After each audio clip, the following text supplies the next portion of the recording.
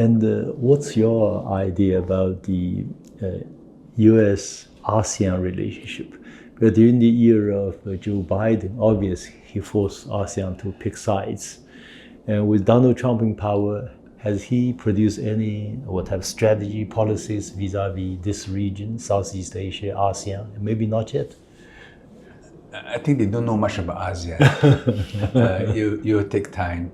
I mean, I remember the congressional hearing for the Secretary of Defense, Hexeth.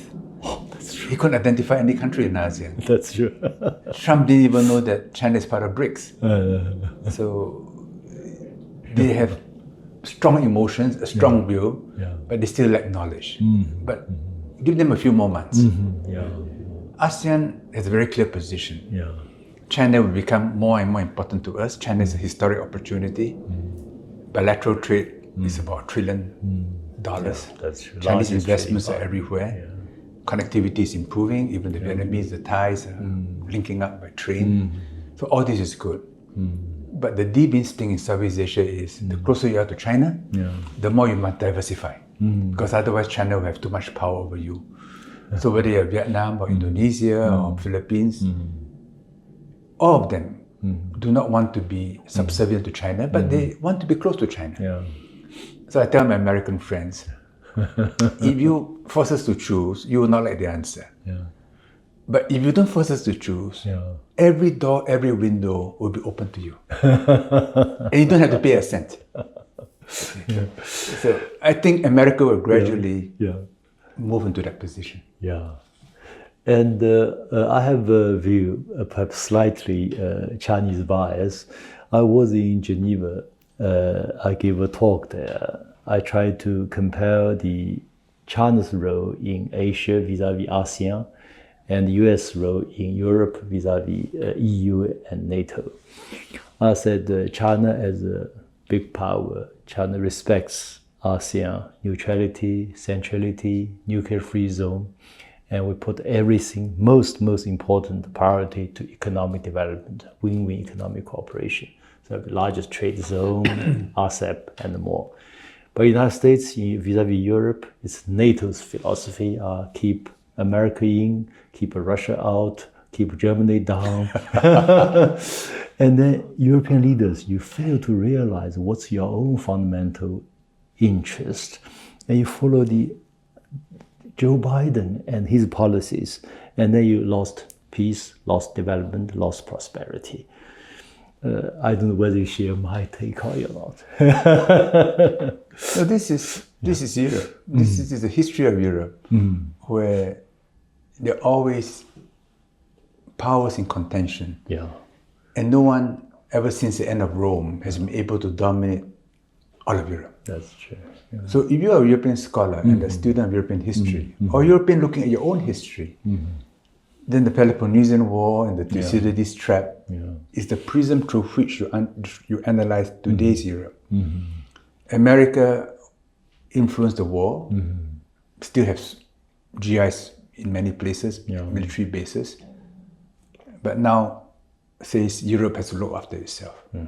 And if there's a peace, some kind of a peace agreement in Ukraine, the peacekeeping forces will be European. Americans will not be involved.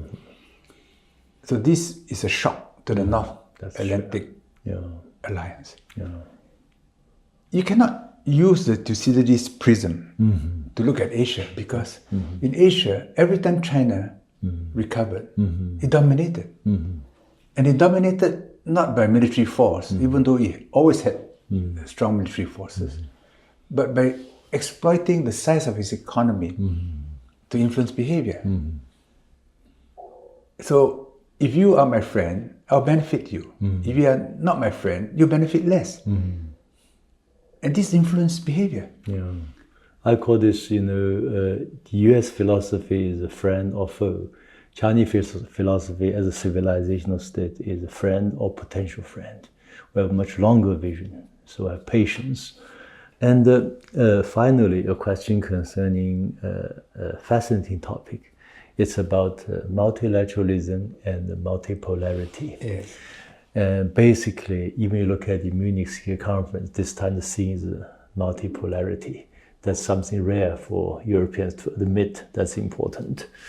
So I came to a thesis, I don't know whether you share or not, that is, if multilateralism as it is today can reflect the multipolar world, the reality, then it's what we call genuine multilateralism.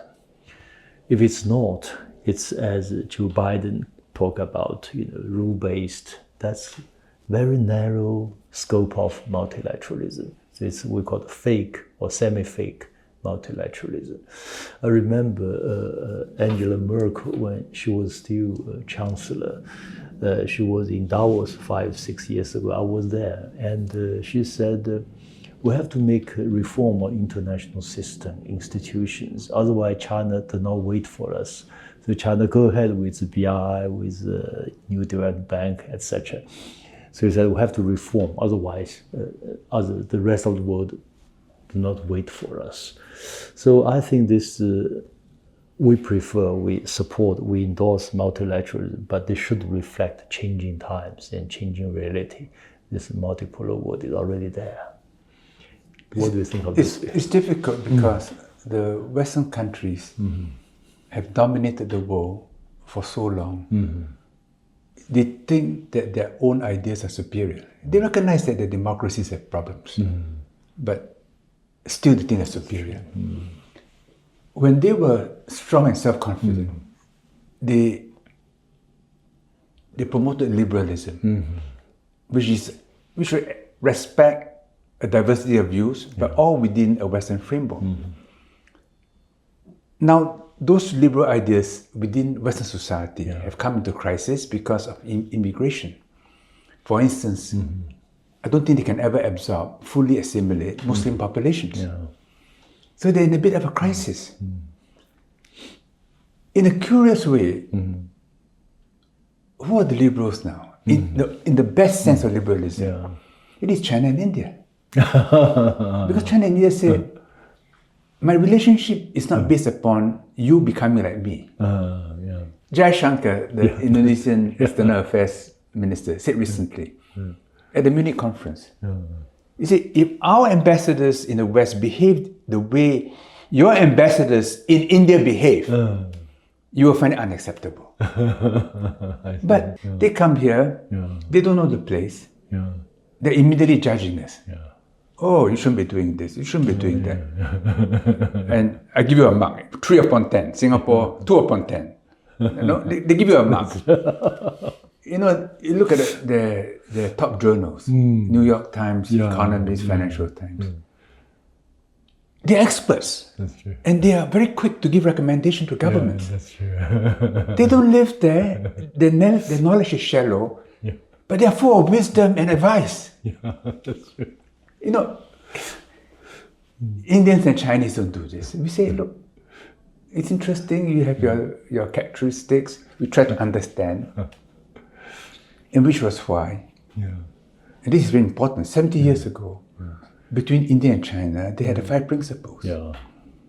India had Panchil, but unfortunately because of bad India-China relations, there was a commemoration in China, but not in India. But that declaration created Bandung. And we're celebrating 70th anniversary of Bandung this year. And I hope Indonesia will promote it and bring China and India together. Because that is the true liberalism for a multipolar world. That's a very, very good point. I think this is a very wise and a sensible assessment. And finally, your remark reminds me of a study one of our researchers did. He studied these editorials published by economists on each and every Chinese Communist Party's National Congress. Every 5 years there is a Congress and it will issue editorial. And the conclusion is very comical. And he said, basically, you should understand in a reverse way. If the editor said, this is bad, this is ugly, this is too much problem for China to come, in the end, it's all positive. So one way, I remember once I met with US Secretary General Guterres, and he asked me to recommend English material for him to read. I said, for once, you can read economists' political comment on China, but understand in the reverse way. More or less correct.